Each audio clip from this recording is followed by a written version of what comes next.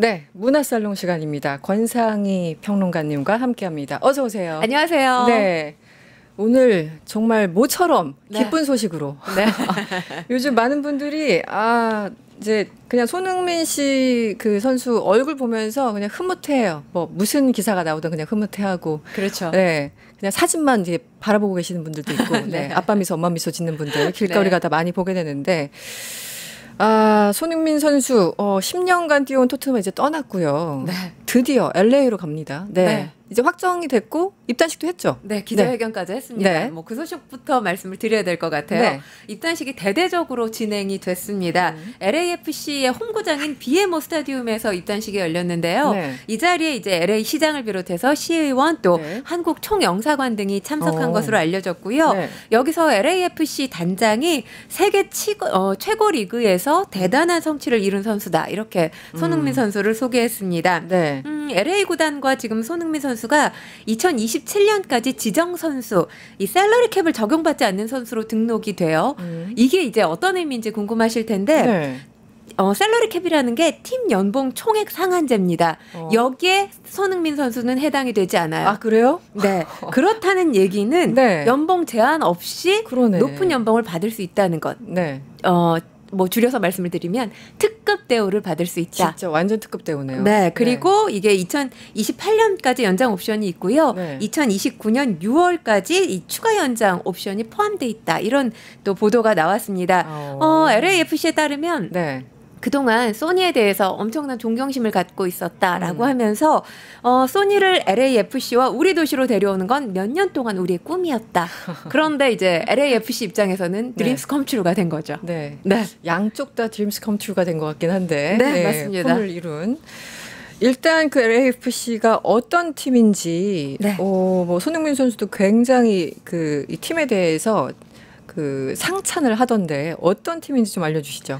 사실 우리한테는 미국 축구가 아직까지는 좀 변방으로 느껴지잖아요. 네. 근데 요즘에 투자가 상당히 많이 이루어지고 있기 때문에 과거와는 다른 모습이라고 합니다. 그래요? 네. LAFC 다소 낯설 수도 있지만 2021년부터 1년 동안 우리 선수가 뛰었던 적이 있어요. 바로 국가대표 수비수 김문환 선수가 1년 동안 뛰었던 팀입니다. 네. 2014년에 창단을 해서 2018년부터 이제 미국 메이저리그 사커로 활약을 하기 시작한 팀인데 네. 사실 그러다 보니까 전통은 그리 뭐 오래되지 않았다. 역사는 그러네요. 짧다. 이렇게 네. 말씀드릴 수 있습니다. 네. 그동안 근데 이 짧은 시간 속에서도 네. 스타 플레이어들을 자주 영입했던 그런 팀이에요. 뭐 말씀을 드리면 손흥민 선수의 이제 동료였죠. 이 가레스 베일 지금은 은퇴했습니다. 이 선수도 LAFC에서 뛰었고요.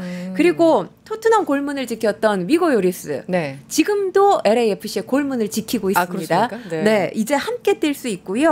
그리고 과거에 아스널 그리고 AC 밀란에서 이름을 날렸던 공격수가 바로 올리비에 지루 선수인데 올해 뛰었어요. 올해까지 뛰었고 지금은 프랑스로 팀을 옮겼습니다. 그렇군요. 네. 그래서 아마도 이 공백을 손흥민 선수가 메꿀 가능성이 지금으로서는 커 보입니다. 네. 그리고 구단을 이끄는 사람들의 면면도 화려한데요. 네. 일단 미국 프로농구 스타 출신 매직 존슨 네. 그리고 할리우드 배우 윌 페럴이 공동 구단주로 이름을 올린 상황입니다. 그렇군요. 네. 또 지금 LAFC 하면 우리에게는 다소 낯설지만 신흥 강자로 떠오르고 있는 팀이거든요. 2022년에 창단 후에 처음으로 이 MLS컵 결승에 올라서 우승컵을 들어 올리기도 했습니다. 네.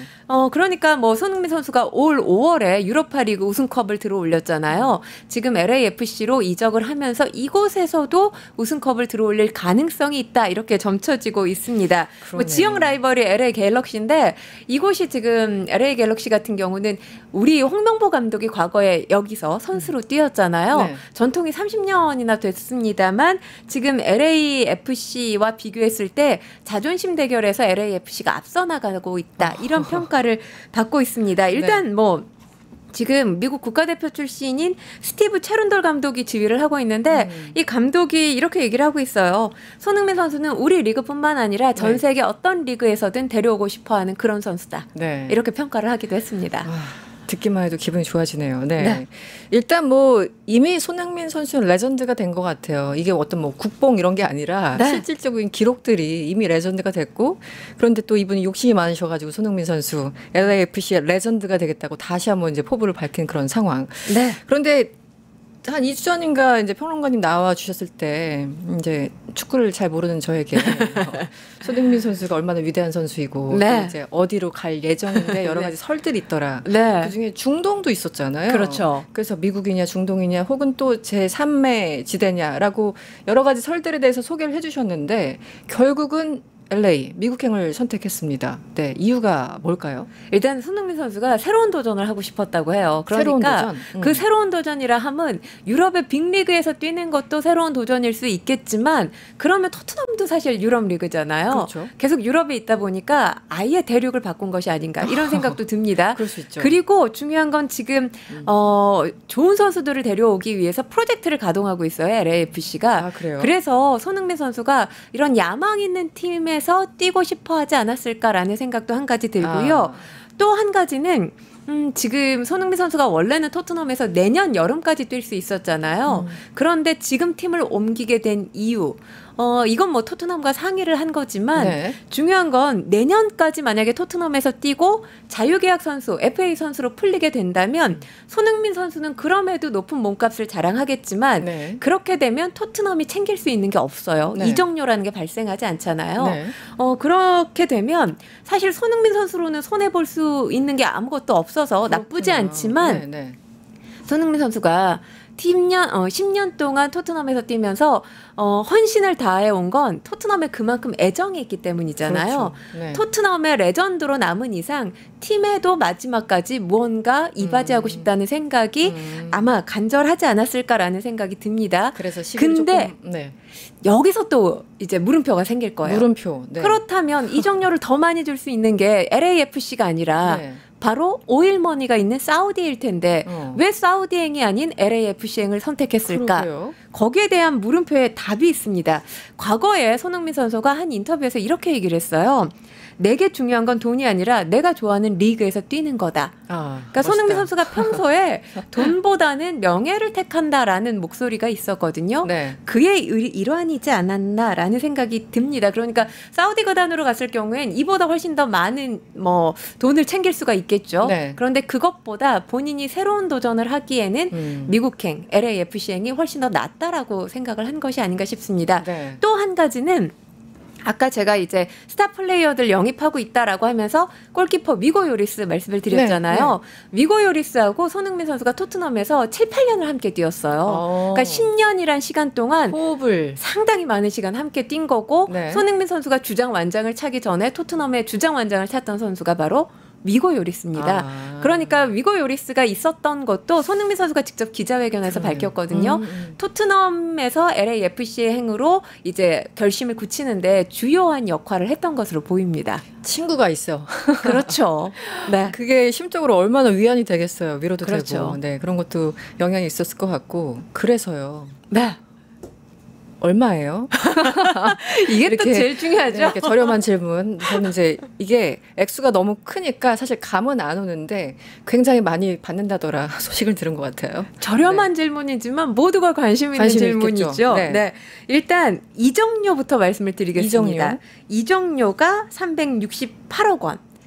미국 메이저리그 사커 역사상 최대 이적료입니다. 368억 원이요? 네. 애초에 대단하다. 지금 네. 토트넘에서 원했던 게 375억 원이고 LAFC가 책정한 금액이 277억 원이라는 보도가 앞서 나오긴 했었어요. 차이가 굉장히 컸네요. 근데 네. 그럼에도 불구하고 합의가 될 거다 이런 보도가 있었는데 네. 어쨌거나 지금 토트넘이 375억 원을 원했는데 368억 원을 챙겼다는 건 거의 뭐. 원한 금액을 거의 다 챙겼다라고 볼 수 있습니다. 그러네요. 그렇다면 이적료 다음으로 주목할 수 있는 게 네. 연봉이잖아요. 연봉이죠. 네. 네. 연봉 말씀을 드리면 일단 지금 미국 메이저리그 사커 이 리스트에서 가장 많은 연봉을 받는 선수 뭐 다들 짐작하시겠지만 메시입니다. 메시가 2,040만 달러를 받거든요. 우리 돈으로 282억 원입니다. 네. 그리고 2위가 토론토에서 뛰고 있는 로렌토 인시네 선수인데 1,540만 달러. 우리 돈으로 223억 원이에요. 네. 그리고 3위가 바로 인터 마이애미에서 뛰고 있는 미드필더죠. 부스케츠 선수인데 870만 달러, 120억 원입니다. 네. 여기서 네. 정확하게 지금 연봉 얼마를 받는다라는 게 보도되진 않았지만 여러 영국 매체 그리고 미국 매체들에 따르면 3위 부스케츠 선수보다 많은 연봉을 받을 거다. 이런 보도가 나오고 있어요. 그러니까 토트넘에서 손흥민 선수가 받은 연봉이 183억이거든요. 네. 이 금액이 토트넘에서 가장 많이 받았던 연봉이에요. 근데 토트넘 선수들 중에서 근데 뭐 토트넘만큼은 아니겠지만 지금 부스케츠 선수보다는 높은 연봉이 예상되고 있는 상황입니다. 네. 네. 알겠습니다. 네. 이 숫자가 어마어마하네요. 네. 뭐 다른 세상이니까. 네. 이건 또 뭐예요? 이 영국 매체 고별전 0점 손흥민 선수에게 평점 10점을 선사했다. 이거 뭐 작별 선물입니까? 이거는 뭘까요? 일단 손흥민 선수에게 네. 가혹한 비평을 했던 영국 이 스포츠 풋볼 런던에 알스데어 골드 기자라는 사람이 있어요. 네, 그런데 기자. 스포츠 기자. 사실 네. 고별전을 하기 전에 손흥민 선수가 한 보름 전쯤에 경기가 있었습니다. 이때 손흥민 선수한테 준 평점이 5점. 상당히 가혹한 평점이었어요.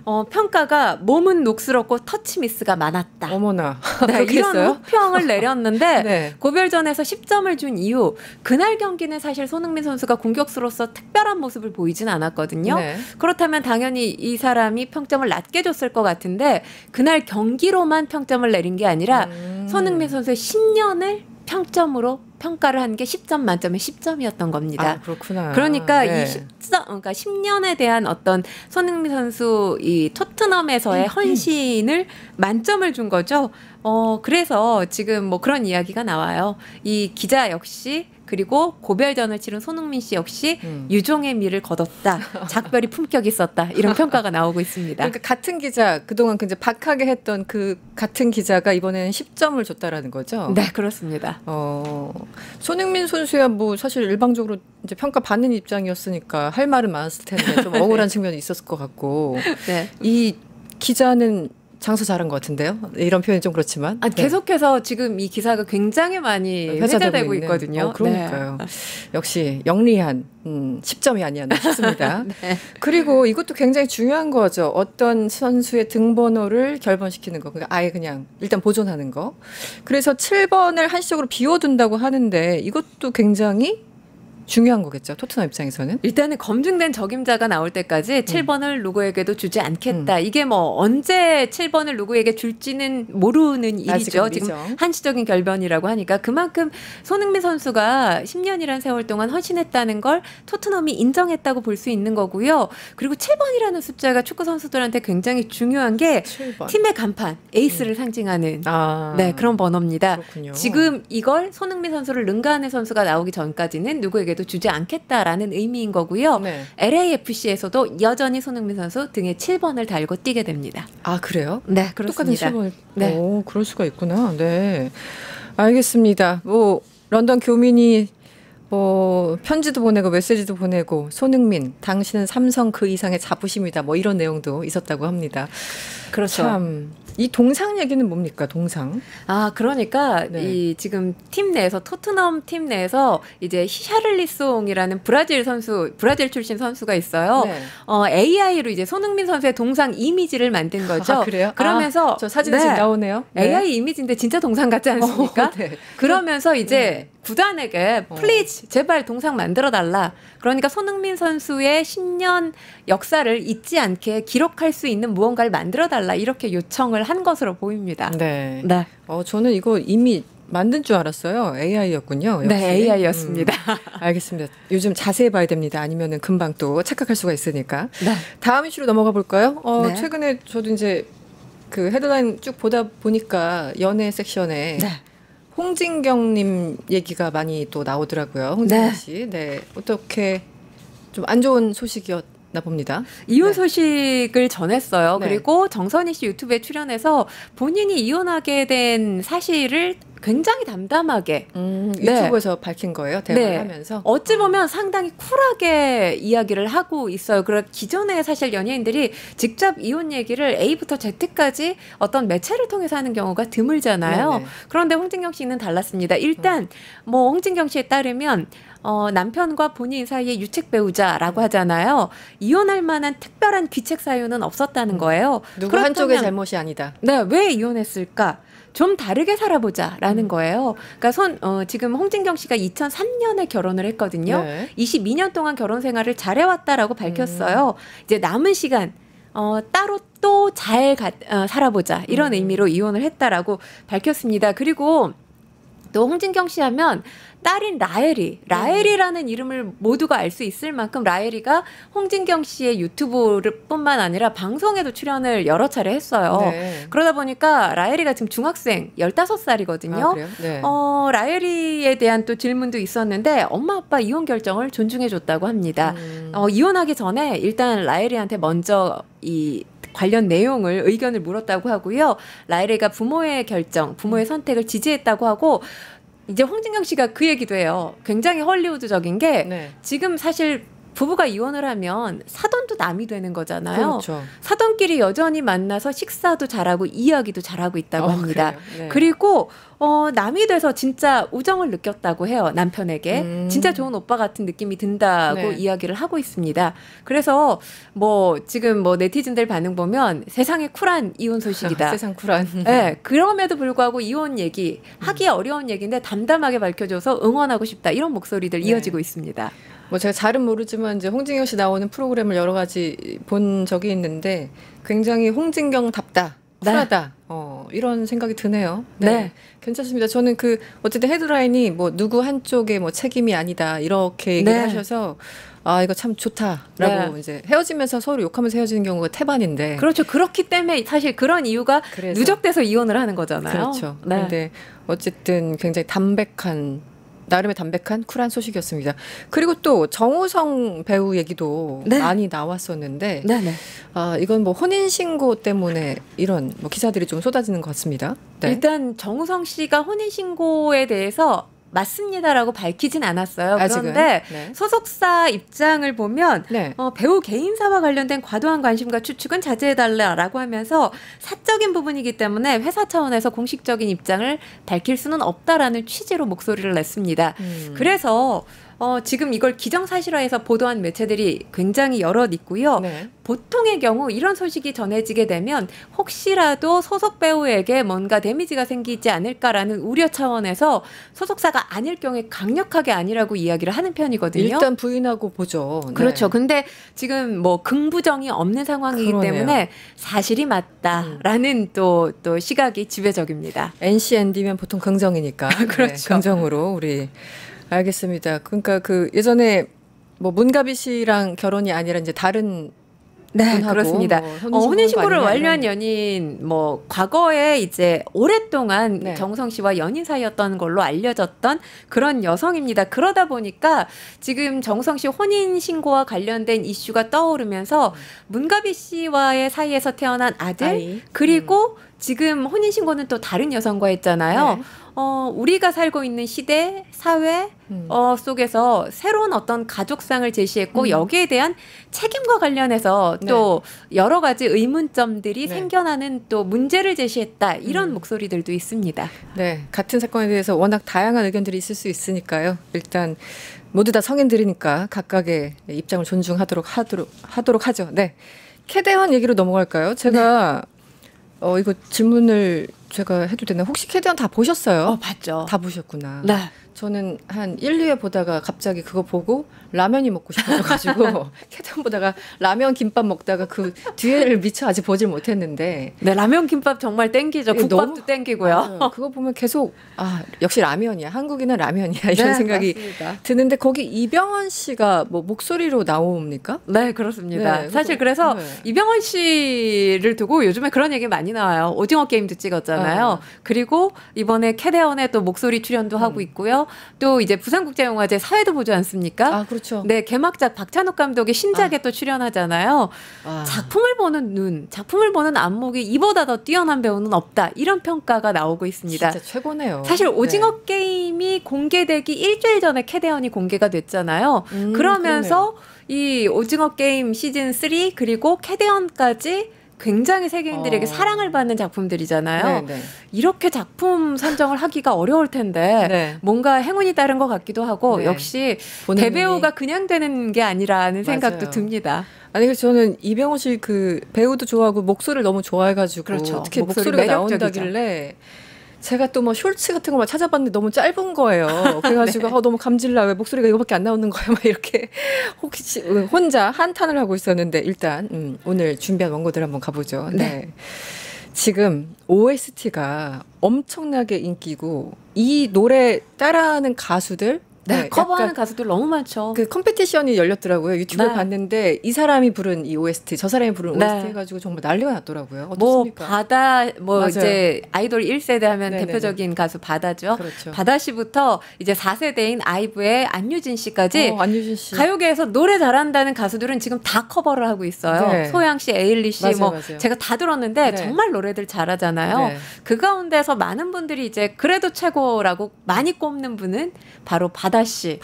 네, 역시 레전드다. 이런 얘기 나오고 있습니다. 그 온몸에서 소리가 나오는 듯한 느낌이 들죠. 그렇죠. 폭발적인. 사실 골든 자체가 굉장히 인기 있는 곡이긴 합니다만 지금 케이팝 가수들이 또 커버를 하면서 네. 더 유명해지고 있는 게 아닌가 이런 분석도 나오고 있어요. 그렇군요. 네.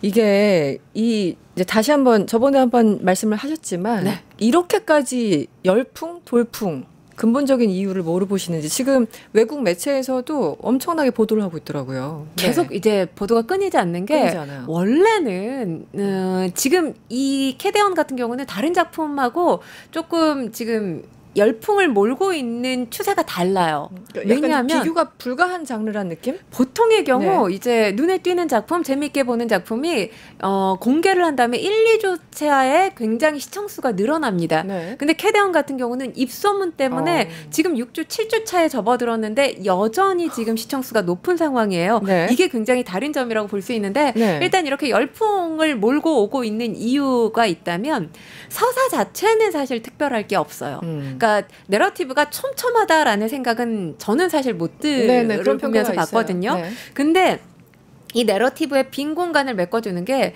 바로 훌륭한 음악이라고 생각합니다. 네. 지금 뭐 빌보드 차트 뭐 그리고 영국의 오피셜 싱글 차트 네. 계속 상위권에 랭크되어 있잖아요. 오피셜 싱글 차트 같은 경우는 지난주 말 1위를 차지했다는 소식이 또 들리기도 했습니다. 네. 테드를 비롯한 K-팝 최고의 프로듀서들이 이 음악 작업에 참여를 했잖아요. 네네. 서사의 빈 공간을 훌륭하게 메꿔주고 있다는 점이 네. 열풍의 뭐 저는 첫 번째 요건이라고 생각을 하고요. 네네. 그리고 두 번째는 일단은 K 컨텐츠가 전 세계적으로 사랑을 받으면서 이 세계인들이 한국 문화에 관심을 갖고 있잖아요. 네. 그 관심을 보다 더 깊숙이 갖게 하는 네. 들여다보게 하는 게 바로 캐대언이라는 생각이 듭니다. 네. 그러면서 이제 우리 음식뿐만 아니라 뭐 한의원, 대중목욕탕, 남산타워 여러 곳이 지금 다시 집중 조명되고 있고 해외 네. 관광객들이 많이 찾고 있는 상황이거든요. 네. 그리고 또 하나는 가상의 아이돌들이 등장을 하잖아요. 근데 이 아이돌들이 지금 빌보드 차트에서 서로 대결을 하고 있어요. 사자보이스나 헌트릭스. 네. 그러니까 가상의 아이돌들이 실제 차트에서 네, 현실 차트에서 와. 지금 대결 구도를 벌이고 있거든요. 네. 이게 이제 K-팝 산업의 새로운 어떤 모델이 될 가능성이 그러네요. 지금 제기되고 있습니다. 이게 굉장히 또 재미를 주는 요소로 작용하면서 K-팝 열풍이 한동안 지속되지 않겠느냐 이런 네. 전망도 나오고 있습니다. 그 실사판의 가수들은 참 이게 약간 위기감을 느끼겠어요. 저렇게. 그럴 수 있죠. 네, 왜냐하면 캐릭터들이 그렇게 장악을 하니까. 가상 아이돌이 등장을 하게 되면 엔터사로서는 좋은 게 실제 아이돌들은 이제 구설이 따르는 경우도 있죠. 그렇죠. 관리를 받아야 그렇죠. 돼요. 비용 시간 뭐 다. 아플 수 있고 해가 지나면 늙을 수 있잖아요. 이런 모든 것들을 가상 아이돌은 커버해 줄 수 있기 때문에 이게 얼마든지 새로운 모델이 될 수 있다는 전망 그렇죠. 뭐 가능해 보입니다. 가상 아이돌은 안 늙어. 네, 관리를 꾸준히 받아야 되잖아요. 네. 근데 가상 아이돌은 관리에 투자를 할 필요가 없죠. 네, 알겠습니다. 나 너무 빵 터져가지고 죄송해요. 네. 그래서 이거 열풍 네. 이미 한 2달 됐는데 네. 상당기간 좀 이어질 것 같습니다. 지금 기세가 장난이 아닌 것 같아요. 더 올라가는 것 같아요. 왜냐하면 네. 지금 관련해서 김밥 먹고 싶다, 아까 뭐 라면 먹고 싶다 말씀하셨잖아요. 김밥 먹방 챌린지 같은 게 SNS 상에서 벌어지고 있어요. 아, 챌린지까지? 네.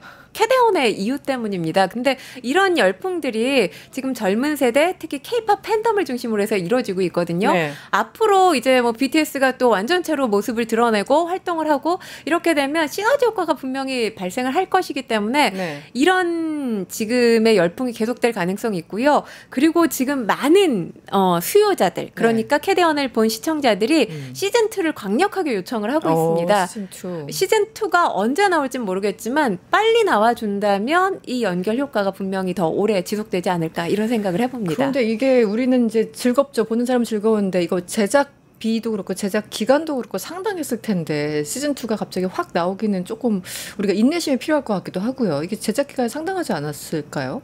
일단 근데 지금 K-팝이 인기를 끈 지는 한 10여 년 정도 그렇죠. 됐잖아요. 네. 근데 지금 감독이 그때부터 구상을 한 건지 언제부터 구상을 한 건지는 알 수 없지만 지금 어쨌든 K-팝이 전 세계 음악 시장을 뭐 좌지우지하고 있는 상황에서 그 흐름을 굉장히 잘 탔다고 생각을 하고요. 어찌 보면 작품을 금방 만들지는 않겠지만 네. 이 흐름을 계속 타고 가고 싶다는 생각은 제작자나 그럴 것 아니면 같아요. 감독 입장에서도 분명히 할 것 같아요. 네. 그래서 이게 어떤 모습으로 나올지는 모르겠습니다만 네. 조금 더 당겨서 만들지 않을까. 왜냐하면 오징어 게임 같은 경우도 시즌2와 시즌3의 간극, 물론 같이 촬영이 됐습니다. 네네. 간극이 거의 없었잖아요. 아. 그래서 그리고 또 감독 구상이 돼 있는 것으로 제가 알고 있어요. 그렇다면 보다 더 생각보다. 현실화시키는 시간이 짧을 수 당겨지지 있다. 않을까 이런 생각을 합니다. 네, 기대 섞인 전망을 우리 또 해봐야 되겠죠? 네. 알겠습니다. 오늘 여러 가지 소식 잘 들었습니다. 지금까지 권상희 평론가와 함께했습니다. 오늘 고맙습니다. 고맙습니다.